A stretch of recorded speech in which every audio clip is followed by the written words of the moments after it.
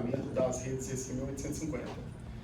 Inicialmente, esse trabalho ele compila muito do que a gente já fez ao longo dos últimos anos, vários trabalhos que a gente tem apresentado, vários trabalhos que a gente desenvolveu com parceiros, com fornecedores, enfim, com todo o mercado de energia elétrica nosso aqui. E eu quero com ele também, assim como o Anthony fez aqui, vários outros trabalhos, instigar algumas necessidades que a gente precisa, algumas evoluções que a gente precisa ter e que a gente precisa entender e aceitar que o mercado mudou. A realidade agora é outra e a gente precisa evoluir com isso. Historicamente, a gente pode afirmar que a ferramenta ou a capacidade de desenvolvê-la é uma das características mais importantes da evolução da espécie humana.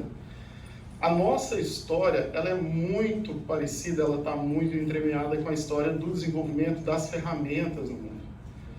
Se a gente pensar desde a época das cavernas do Paleolítico, a nossa história como humanidade ela começou a desenvolver quando nós começamos a desenvolver as ferramentas primitivas. A partir daquelas ferramentas de pedra lascada, de madeira, de lanças, nós como humanidade conseguimos abater caças maiores, conseguimos arar a terra e começar a cultivar, conseguimos nos proteger melhor das intempéries. E não só em cima das ferramentas que evoluíram, enfim, para todos os outros. Aqui a gente tem uma série de ferramentas manuais, ferramentas elétricas, os nossos caminhões hoje de linha viva, chegando no ponto hoje de ferramentas laser, até das nossas ferramentas digitais. Mas não só falando de ferramentas físicas, vamos pensar também num conjunto de técnicas que acabam unindo, acabam alinhando todas essas informações que a gente precisa para que a gente consiga desempenhar o nosso papel. Pensando em cima de técnica, não em cima de ferramenta, vamos pensar lá atrás, voltando naquele paralelo, os homens das cavernas quando descobriram como eles conseguiram controlar o fogo. Que é uma técnica simples, para a gente é trivial, mas simplesmente por ter dominado a técnica do fogo, conseguiram se alimentar melhor, garantir mais segurança alimentar, enfim, segurança contra ataques animais, uma fonte de iluminação noturna. Então, se a gente fizer um paralelo aí há milhares de anos atrás para hoje, o que é energia elétrica para a gente hoje era o fogo para esses homens lá das cavernas. Então, qual o papel dessas ferramentas na evolução tecnológica? A evolução tecnológica que temos experimentado diariamente só é possível porque nos apoiamos em ferramentas e técnicas previamente desenvolvidas e constantemente aprimoradas, nos impulsionando para um futuro cada vez mais digital e convergente. Se a gente olha hoje, parece impensável pensar que há 20 anos atrás, quando a gente chegava num hotel, numa cidade diferente, a gente tinha que pegar um catálogo de papel ou perguntar na portaria qual o telefone de uma pizzaria, de algum lugar para a gente comer, a gente tinha que procurar um telefone de um táxi. Hoje a gente faz tudo pelo celular. A gente tem N aplicativos que estão baseados em técnicas, em redes, em evoluções, em convergência. E é nesse ponto que a gente tem que aceitar e a gente tem que acreditar e tem que evoluir que o paradigma mudou. Tá? Hoje a gente tem tudo convergente. No ambiente PAX, a grande parte das ferramentas de testes atuais para condicionamento na parte de proteção, automação, controle, supervisão, elas são analógicas, elas geram tensão e corrente da forma que isso era feito há um século atrás, e tudo bem, isso é uma realidade, isso está certo, porque as nossas subestações, se a gente for pegar ali ao longo das décadas e décadas que a gente tem instalações, elas são baseadas em tensão e corrente, elas vão ser assim por muito tempo. A gente ainda tem as grandezas analógicas ali, principalmente primário. Só que isso tem mudado muito. Nos últimos anos a gente tem acompanhado, inclusive aqui no seminário a gente viu inúmeras apresentações. Ontem a gente teve um painel muito interessante à tarde, mostrando essas subestações digitais, o quanto elas têm evoluído e o que tem agregado nisso. E uma das coisas mais interessantes dessa nova realidade das subestações digitais é que a maioria das pessoas sentem uma certa, digamos, um certo medo por não entender, por não conhecer. Nós, como seres humanos, nós somos ensinados a temer aquilo que a gente não conhece. Então, a primeira coisa é estudo.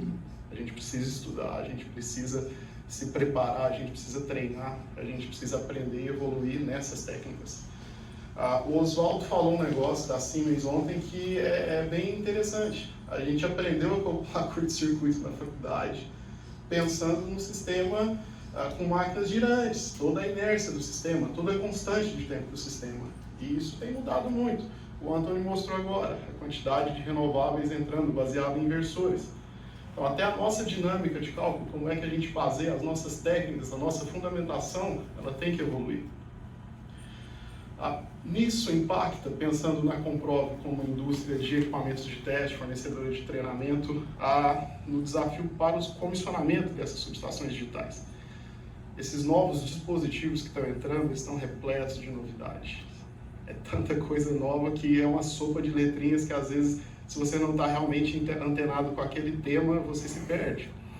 A gente tem as novas tecnologias, 1850, que já tem há vários anos aí a gente tem discutido 1850 e a gente ainda discute, porque é uma norma viva, ela está em evolução, ela está constantemente trazendo coisas novas para a gente. A parte de PTP 1588, sincronismo temporal nunca foi um negócio tão importante quanto é hoje. As nossas merge units que estão no pátio, os nossos IEDs, a nossa comunicação em PLS, PT, que está trafegando dados entre vários pontos. Sem alinhamento temporal, a gente está cego. Segurança cibernética, se falou bastante disso também. Esses novos algoritmos que a gente tem discutido, a Schweitzer apresentou bastante coisa, mudando o domínio de frequência para domínio do tempo, e o quanto isso agrega para a gente. O Paulo apresentou ontem a questão de ensaios envolvendo ondas viajantes. A gente sai de um universo de hertz, de frequência baixa, até a 10ª, 50ª ordem harmônica, para o universo de megahertz. Você falar numa geração de tensão e corrente na ordem de 1, 2 megahertz é um negócio que era praticamente inimaginável há pouco tempo atrás. Essa mudança de paradigma do analógico para o digital, ela tem que ser feita de uma forma que não seja feita apenas paralelos. Antes eu fazia assim no analógico, e qual que é o paralelo digital desse analógico? Porque senão a gente simplesmente está trocando uma fiação de cobre por um cabo de rede, mas não está evoluindo e aproveitando o que a tecnologia tem a trazer para a gente. O mercado elétrico, de forma geral, e é bom isso, nós somos muito conservadores. As empresas de TI, de telecom, elas estão muito na nossa frente quando a gente fala de convergência, de tecnologia, mas tem uma diferença que eu acho que é crucial. Qualquer aplicativo nosso que trava, estamos sofrendo uma disponibilidade, testa daqui 5 minutos. Reinicia seu celular, reinicia seu modem. Ninguém morre por causa disso. Experimenta deixar um hospital 5 minutos sem energia. Quantas vidas estão correndo risco ali? Então não é a mesma coisa. O nosso nível de exigência, a nossa necessidade, ela é maior. A nossa missão crítica 24/7, a gente fala em erros de microsegundos para manter tudo funcionando. A gente precisa mudar a chavinha. Com isso, eu ressalto mais a necessidade de aprendizado de novas tecnologias e ferramentas. A integração entre as áreas PACS, TO e TI. Não dá mais para falar na divisão dessas áreas. Essa frase aqui, esse ponto aqui é importante a gente destacar com uma palavra: convergência dentro das empresas. Não dá mais para ter a equipezinha, não, isso aqui é meu, aquilo ali é seu, cuida disso, eu cuido daqui e tal. A gente realmente precisa ter sinergia e falar a mesma coisa aí. E o constante aperfeiçoamento, cursos, treinamentos, estudos, ensaios de bancada e laboratório. Pessoal, nada engrandece mais do que hora bunda cadeira. Coloca o ED na bancada, com a caixa de teste, com suítes, com tudo, ensaiem tudo. Mas e se aquela situação ali? Laboratório é o lugar para fazer isso. Quando vá para campo, já vá preparado. Vá sabendo o que vai ser feito, já sabendo quais são as possíveis fontes de erro dali e como lidar com elas. A importância de testar. Os IEDs hoje, de forma geral, são basicamente computadores com entradas e saídas analógicas e digitais. Então, quando você embarca um novo firmware, a gente pode afirmar sem muito medo que você tem um novo IED. E aquele novo IED que você embarcou, o hardware é o mesmo, mas você embarcou um novo firmware naquela caixa preta ali, Você não tem histórico de teste dele. Ah, mas eu só mudei uma função lá que faz isso. Tá, mas como é que isso vai interagir com todo o resto que eu já tenho? Então, um novo firmware é um novo ED, teste. Cautela, gente, em aceitar teste que esteja longe de situações reais de uso. Ah, eu vou só testar, só bater um ponto, só para ver isso e tudo. Eu fiz o teste de modelo e tal. Cautela, cada realidade é única que a gente tem que avaliar. E muita cautela em bypassar algum circuito para realização de teste. Ah, vamos bypassar o circuito de entrada, vamos fazer isso e tudo. Por quê? Você acaba não testando o IED com profundidade. Como é que o circuito de entrada desse IED vai se comportar nessa condição de alta frequência, com essa corrente, com isso, com aquilo? Então, vamos tentar testar o mais próximo possível da realidade. E encontrar uma falha de configuração, um ajuste ou uma falha no firmware após a ocorrência do evento é sempre a pior alternativa. O Júlio comentou um negócio ontem que eu guardei, fazer autópsia é muito pior do que tratar a doença. Então vamos fazer os testes antes de evitar o desastre. Todas essas novas tecnologias, que é onde a gente baseia as nossas subestações, nessa sopa de letrinha, principalmente a M1850, a gente tem trabalhado bastante em cima disso, como comprove, desenvolvido bastante coisa para trabalhar.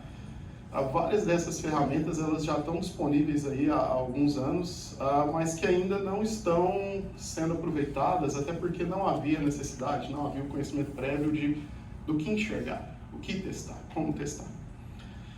Nesse contexto, a gente pode levantar algumas situações. Esses novos EDs, com essas novas funções, eles demandam novos testes, tanto estáticos, dinâmicos, quanto sistêmicos. Na 1850 a gente tem a questão das funções distribuídas e de toda a interoperabilidade e interação entre os dispositivos. Então, eu testar apenas o dispositivo ali, eu não estou testando a totalidade. Eu tenho que pensar como é que esse dispositivo vai ter interação com os outros dispositivos e, se necessário for, fazer um teste sistêmico com eles. Aqui vale ressaltar um ponto que, quando a gente fala de sistemas analógicos, a gente se limita muito no teste sistêmico pela própria potência dos equipamentos de teste. Eu não consigo fiar uma saída de corrente da mala se eu tiver um painel com 6, 8, 10, 12 EDs. De repente aquilo ali vai implementar uma carga muito grande. Quando a gente vai para o mundo digital, sumiu, não existe isso. Eu posso implementar nesse sistema quantos EDs eu necessitar. Esses EDs são digitais, eles não impõem carga nenhuma. Então a mala de testes ali, ela não vai sofrer nada por isso. Pensando nesse aspecto, esses novos EDs, as nossas malas de teste tradicionalmente, elas acabam migrando a geração de tensão e corrente analógica para a geração de medição de sample value. E os sinais binários que a gente tinha para a parte de geração e medição de Gauss.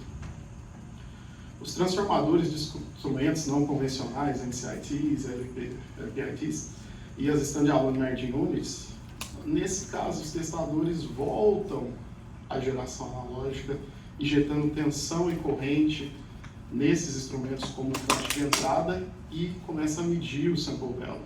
Eu preciso testar a minha merge unit, então eu vou injetar tensão e corrente na entrada dela e vou medir as streams de sample value que ela está produzindo ali.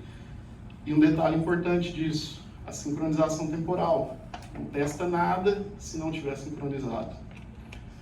Esse sincronismo, ele vale um ponto importante aqui. Ele pode ser feito como sincronismo global, pensando num GPS padrão da subestação, um GPS proprietário. Mas, principalmente quando a gente fala de teste de bancada, de preparação, a gente pode usar fontes de sincronismo, por exemplo, como a própria mala de teste, provendo um sinal de IRIG-B, um sinal de 1588, para que o teste corra mais rápido, mais simples e que eu consiga testar sem perder muito tempo. Testes clássicos aqui versus os testes da ESC 1850. De forma clássica, a gente tem aqui o nosso transformador de instrumento, as grandezas analógicas de primário, grandeza analógica de secundário, o relé com a saída em DO.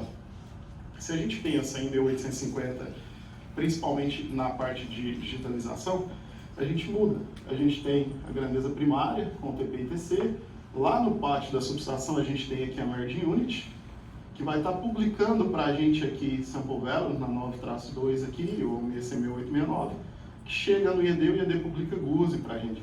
Esse GUSE, dependendo da situação, ele volta para a Merge Unit, a Merge Unit que vai lá atuar no disjuntor, fazendo abertura ou não. Nesse cenário, a gente vê que o seguinte, o teste, ele começa a ter outros desdobramentos. A gente tem aqui, um primeiro cenário, eu testando o instrumento, o transformador de instrumento que está lá. A gente vai colocar a mala de testes aqui, e vou levantar o transformador de instrumento, se ele está operando conforme desejado. No segundo cenário, estou testando apenas a Merge Unit, se ela também está operando conforme desejado. No terceiro cenário, o IED. Ok, testei cada instrumento separado, cada um lá. E agora? Será que o meu transformador de instrumento com a Merge Unit junto estão operando correto? Será que a parametrização que eu coloquei na Merge Unit está levando em consideração a relação de transformação correta aqui?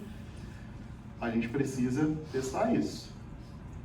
No outro cenário, será que a minha Merge Unit está conversando certinho com o meu IED, ou seja, o meu IED está subscrevendo a stream correta de sample value e está tendo essa iteração de forma correta?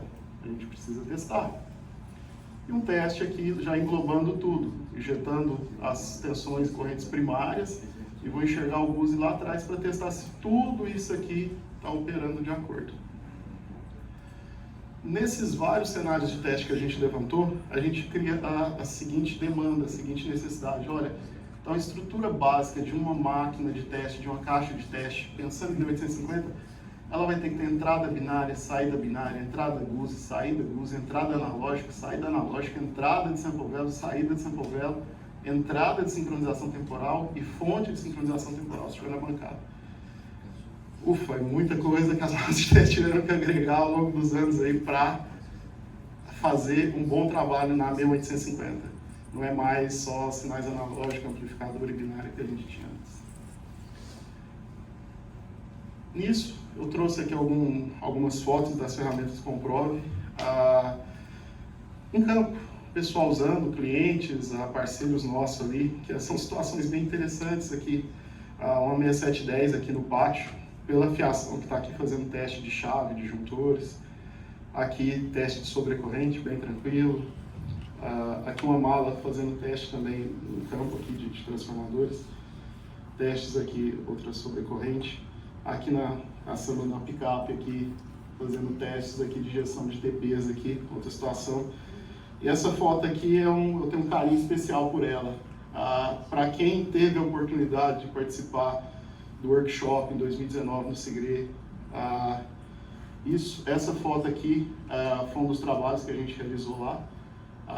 Foi dividido esse trabalho em 4 fabricantes de relé. E nós e a Omicron, como empresa de teste, acabou que a gente ficou com o pessoal da Schweitzer e da GE fazendo todos os testes. Todos os testes foram realizados de forma analógica, tradicional e também 100% digital, pensando em GUSE, sample value, PTP e tudo que a gente tinha de melhor na época. Aqui é só um exemplo, um teste analógico, você quase não vê o painel do equipamento, a quantidade de fiação aqui. O teste digital não tem nada. Um cabo de rede ligado lá atrás. Ontem no jantar, eu conheci uma pessoa conversando com ela. Pô, mas eu estava lá no workshop, eu não lembro de você. Você lembra? Lembra um cara que estava deitado atrás, passando fio em tudo aqui, fiando? Era eu. A gente fez uma nuvem de fios para poder montar tudo analógico ali. Foi um trabalho homérico, mas foi grande satisfação participar disso. E para quem não teve, tem muita publicação em cima, foi muito, muito bacana, muito enriquecedor esse trabalho aqui. Pensando aqui um outro trabalho que foi realizado em parceria com o pessoal da GE, o João Jesus não está aqui hoje, e junto com o CEPEL, foi um ensaio aqui do XMO deles lá, o CMO, que é o TP e TC ótico.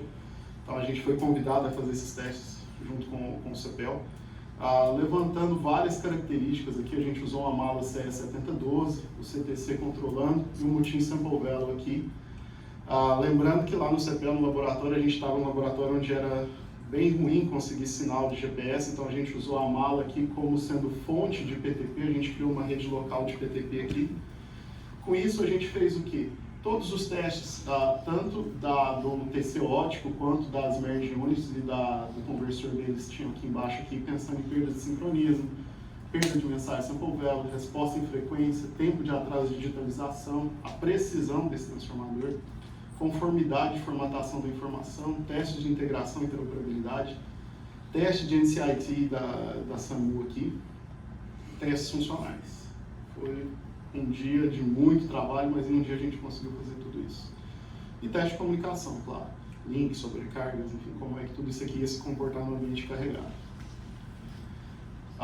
Aqui é só uma foto da traseira de uma das malas nossa, mostrando aqui a parte de fibra ótica de rede, uma entrada para GPS, caso seja necessário aqui, para a realização dos testes lá.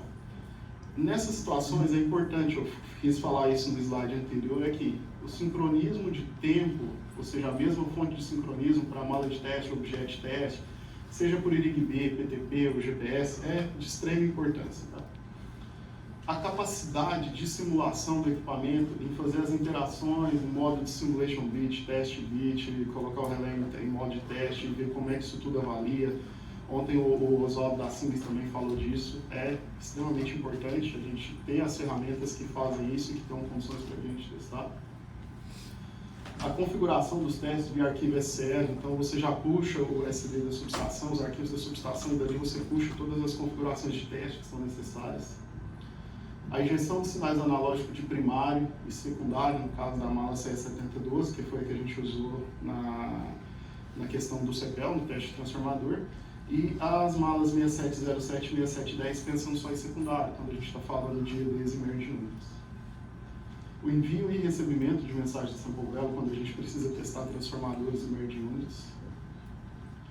Sinais binários de entrada e saída, envio e recebimento de GUSI. E uma ferramenta muito bacana que a gente já tem há algum tempo que vale a pena o pessoal utilizar, quem tem a mala, que procurar a gente no stand ali, é a parte de sniffer, GUSI e sample value.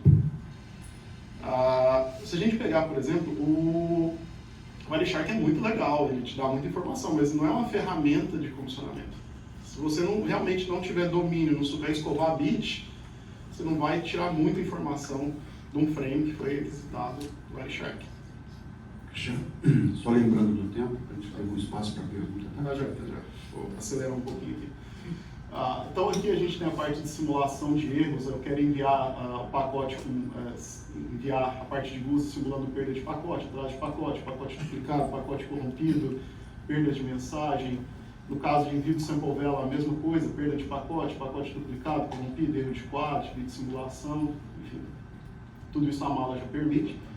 São duas ferramentas, essas aqui elas têm uma versão free, caso vocês queiram pode procurar no site ou procurar a gente lá, que vocês podem baixar ela e usar, que é o Mutin Sample Value e o SimoGUSI, são ferramentas para envio para recebimento de mensagens Sample Value e envio e recebimento de mensagens GUSI, elas ajudam bastante aí. E chegando no parte de monitoramento aqui. Assim como a gente tem os oscilógrafos hoje nas subestações, monitorando os sinais analógicos, é importante que a gente tenha assim, um registro da nossa rede. A gente faça a nossa oscilografia, backup da rede e consiga traçar um paralelo com isso, para que numa análise posterior a gente tenha todas as informações. A gente tem trabalhado bastante já nesse desenvolvimento, tem várias ferramentas que já estão disponíveis também, que a gente vai mostrar um pouco mais aqui. Aqui, só falando aqui em específico, aqui a gente tem comparação de mensagem por arquivo, mensagem não prevista, mensagem padrão divergente, perda de pacote duplicado corrompido, pacote fora de ordem, a mudança de condição de clock de sincronismo, falha de sincronização de dispositivos, funções estatísticas, tempo entre frames, tempo de processamento, transfer time, jitter, latência de mensagem, gravação de logs, gravação de oscilografia backup e, no caso, a interação com os logical nodes LGOS e LSDS. Aqui só um exemplo de monitoramento de erro no recebimento de sample value, a gente tem essa avaliação. Aqui, se a gente for avaliar, São Paulo Caldo esperado era 896, recebeu 904, esperado 80, recebeu 88. Esse frame específico era um frame de qualidade, com 8 ASDU. Então, cada frame que a gente perdeu significava 8 sample counts aqui. Isso aqui já é um relatório da mala. Aqui a gente tem para a mesma situação onde não houve falha. A gente consegue buscar a fonte de sincronismo, tempo de processamento, tempo entre frames. Aqui o 208.33, um pacote de 80 pontos por segundo, 60 Hz. A medição do boost e transfer time, essa imagem também a gente já discutiu ela algumas vezes, a gente já tem esse recurso implementado nas malas, vocês podem procurar utilizar quem já tem a mala, se não pode procurar a gente lá que a gente fala no detalhe um pouco mais. Conclusões aqui que eu já estou estourando o meu tempo. Desenvolvimento tecnológico constante dos dispositivos e esquema utilizado na subestação traz inúmeros benefícios, entre eles menor custo, maior segurança e simplificação de cabeamento e estruturas. Nesse contexto, as ferramentas de teste são de extrema importância para comprovar o correto funcionamento de todos esses novos recursos e técnicas no momento de comissionamento e manutenção, assim como o emprego de ferramentas de monitoramento que auxiliam o cotidiano de operação do sistema elétrico. Concluindo aqui, uma frase de Arthur C. Clarke: o único caminho para desvendar os limites do possível é aventurar-se um pouco além dele, adentrando o impossível. Para quem é das antigas e gosta de ficção, vida longa e próspera, né? Pessoal, muito obrigado, fico à disposição de vocês.